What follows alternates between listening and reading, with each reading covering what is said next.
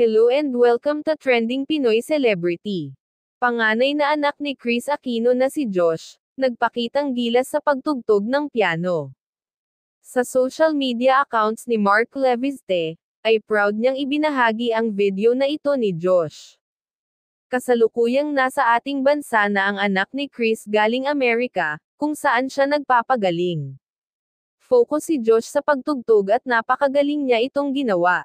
Agad naman siyang pinuri ni Vice Governor Mark dahil sa galing nito. Ito ang kabuuan ng kanyang nakakatuwang video. Atin itong panoorin, pero bago yan, maaari po kayong mag-subscribe sa ating channel, para maging updated sa iba pa nating celebrity chika.